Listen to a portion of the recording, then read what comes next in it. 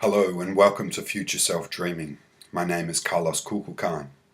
Today I wanted to talk to you about my first introduction to the work of Stanislov Grof, in particular his book co-authored with wife Christina called The Stormy Search for the Self. So Stanislov was one of the founders of a branch of psychology that's become known as transpersonal psychology. Transpersonal means relating to states or areas of consciousness beyond the limits of personal identity, beyond our personal biographical history, reaching into dimensions of human experience that cross the boundaries of the individual self into the mythical, symbolic, archetypal, or spiritual realm. Experiences with transpersonal reality are usually associated with non-ordinary states of consciousness and the related triggers for accessing these states. Spiritual emergence is essentially a transformational crisis that may be initiated or triggered by the likes of disease, death, operations, drugs, sleep deprivation, shamanic rituals, near-death experiences, dance, childbirth, sex, kundalini awakening, or a myriad of other means. Much of Stanislov Grof's work developed out of clinical therapeutic sessions utilizing the compound LSD, which will rapidly initiate states of non-ordinary consciousness. I'll attempt to cover some of the types of experiences and the maps that have been created for navigating these realms of consciousness in later presentations, but for now I'll continue with how I initially came to encounter Stanislov Grof's work. After I finished high school, I attended university to study music, and at the end of my first year, I had an existential crisis that was brought on due to severe alcohol poisoning. And I was so sick that I could hardly get out of bed for weeks. I'd completely shut down my nervous system and I couldn't feel my body. It was evident upon later reflection that the small town in Australia that I grew up in, that culture, my family system that I'd been raised in, had immersed me in a culture of alcoholism, and that my daily use of alcohol, particularly during my first year of university, mirrored that which I'd witnessed in that culture. My use was an attempt to numb myself and disconnect from painful emotions that I'd not been supported in processing through my earlier years. When I developed alcohol poisoning, I became so sick that I thought that I was going to die. And in a desperate attempt to salvage myself, I began praying and bargaining with whatever my idea of a higher power was at the time.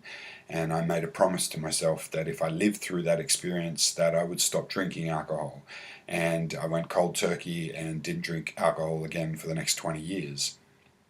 So in the process of a spiritual emergence, we often encounter a spiritual emergency. This is a crisis point that initiates the transformational process. So that crisis point for me was really a blessing in disguise that began to liberate my consciousness from this foggy cloud of drunkenness that I was attempting to navigate life through. Although I didn't attend a rehabilitation process or groups such as Alcoholics Anonymous, if you study the 12-step program of Alcoholics Anonymous, one of the entrance points is recognizing that you're out of control, or paradoxically attempting to control your life, and you begin to surrender yourself to the guidance of a higher power, whatever that might be for you. As a result of my sobriety, I began having a keen interest in discovering my spiritual identity. Initially, all I had available to me was attending predominant Western organized religions. However, I couldn't really accept the depressing programs of guilt and shame and the doctrine of original sin that Christianity propagates. So I began exploring Eastern traditions, New Age material, in an attempt to discover my spiritual identity. Now, after a couple of years at university, I was excited to find that there was an elective unit titled Spiritual Wellbeing, and so I enrolled in this course of study. That particular unit had been created by a lecturer who had had it passed into the curriculum through the Indigenous Studies Department, and she had modelled that unit on the work of Stanislov Grof and his work identifying the process of spiritual emergence through spiritual crisis or spiritual emergency. The first week that I attended that class, I sat in a circle and we each gave an introduction to ourselves.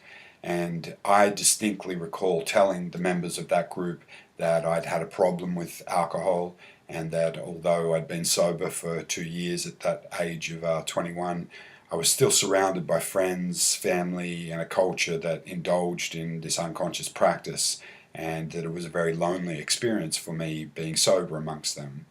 I also told them that I didn't really understand the process of grief, as I'd never had anyone close to me die.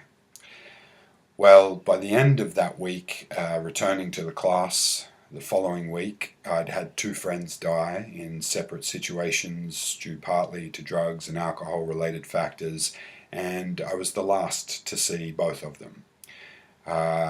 One friend of mine, Mark, had attended another friend's 21st birthday party, and he'd been so drunk that I took his car keys off him. He wasn't particularly happy about this, but I didn't want him driving home, having an accident, injuring himself or others in the process.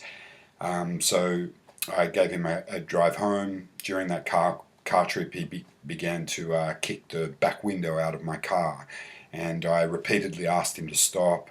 I warned him that if he continued, I'd let him out and he'd have to walk the rest of the way home.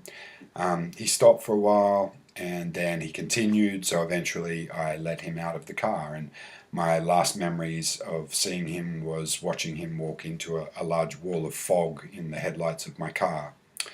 The following morning, his flatmate, another friend, arrived at my door and announced that Mark was gone, and I asked, "Gone where?" and he replied that he's dead.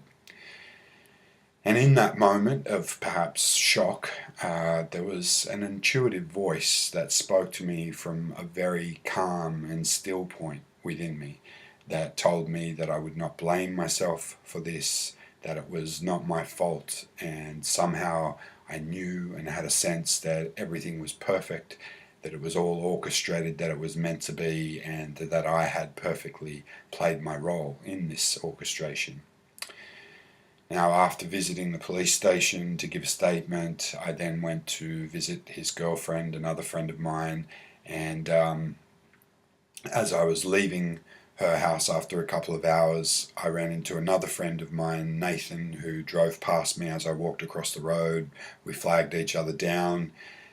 He had actually stayed at my house the night before after that party, and he'd left earlier that morning to attend work on a movie set in Byron Bay. Now, I told him what had happened with Mark passing. He also knew him. He was about to drive back to the Gold Coast where he lived. He'd been partying quite hard and been awake for several days, partying and working. Well, the following morning, I got a call from my friend whose party it had been, and he said that he'd seen on the late night news a car crash that looked like my friend Nathan's car, and several minutes later I got a phone call from some of his other friends on the Gold Coast to inform me that that was the case, and he'd fallen asleep at the wheel driving back to the Gold Coast and hit a truck. So getting all this news was very surreal, and there was a sense of not only that everything was surreal, but almost elation due to what seemed like the perfection of all of these events. Now, in my experience, death and birth open a portal into the beyond, and the veils between the worlds become quite thin when we're close to these states, where we can seemingly see the perfection and interconnectedness of everything. It might put us in touch with an expanded identity or a greater sense of ourselves. And what I'm referring to in the context of my experiences and these presentations, I refer to as your future self dreaming, or our future self dreaming. So in the experience of the death of my 2 friends, everything felt like it was by design. It was though I had to be with my friend, taking his keys away from him, dropping him off on the side of the road after his persistence with wanting to get out of my car so that he could continue that journey. He was run over on the side of the road, and Sometime later, my flatmate who I was living with at the time became friends with the woman who had run over him. She realised that they worked together, and I was introduced, and it was the beginning of an amazing friendship of growth for which I'm very appreciative. So, of the many things that might initiate a spiritual emergency, grief is certainly one of them. And in future episodes, I'll explore the grief process in greater detail and context of the process of spiritual emergence. Over the next 15 weeks or so of the university semester where I was studying this course in spiritual well-being, initially the first few weeks of that all became quite a blur in the midst of my grieving process. Compounded with this experience, another friend who I was living with at the time, band member who'd also been in the car with me when I dropped off my friend Mark on the side of the road that night, also developed a drug-induced psychosis that was quite acute for several months. And being around somebody in this state for long periods of time can be quite challenging and disorientating, particularly due to the dissociation that they may be experiencing and the subsequent projection or transference of the inner material of their psyche onto the outer reality around them. In the context of spiritual emergence, however, the experience of psychosis is another valid opening into the transpersonal realm, and this was what my friend was experiencing and going through at the time. The common denominator of all transformational crises is the awakening into consciousness of elements within our psyche that have been previously contained within the unconscious. The various triggers mentioned earlier that might be the catalyst for this transformation are what allow this unconscious material to be birthed into our conscious reality to hopefully be integrated. And as with any birth process, this entails its own struggles and challenges. The process may at times look like psychosis, and without integration, people may loop around in these states for extended periods of time. At the conclusion of that semester of studying spiritual well-being, all the students had the opportunity to give a presentation or testimonial about their personal relationship with the divine and what that was or what it meant to them. Obviously, my experiences of grief during the duration of that course had begun awakening more and more of this direct experience of what the divine was for me, and this presence that I had sensed amongst that grieving process.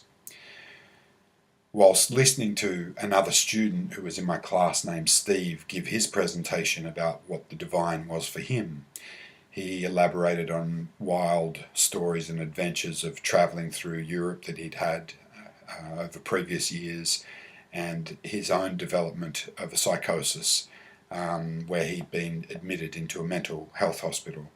And I was very moved by his recollection that concluded with realizations about the nature of forgiveness that he'd come to in relation to sexual abuse that he had experienced by a man when he was a child, and how learning to forgive had healed him of the trauma that had resulted in his psychosis and subsequent admission to the mental health hospital.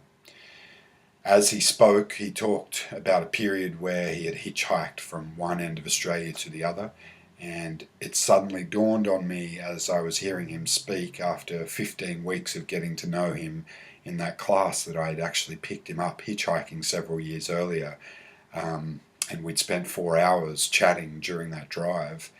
And it was like being reacquainted with an old friend who I hadn't seen in a long time. And it was a particularly interesting coincidence or synchronicity to close out that particular course of study in spiritual well-being.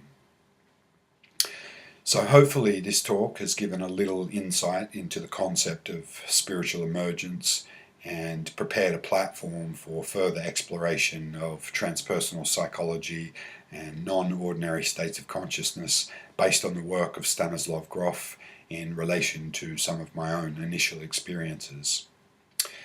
If you like what has been shared in this presentation and wish to journey with more episodes of Future Self Dreaming, please hit the subscribe button, and you can check out offerings on the website futureselfdreaming.com Follow Future Self Dreaming on Instagram and Facebook.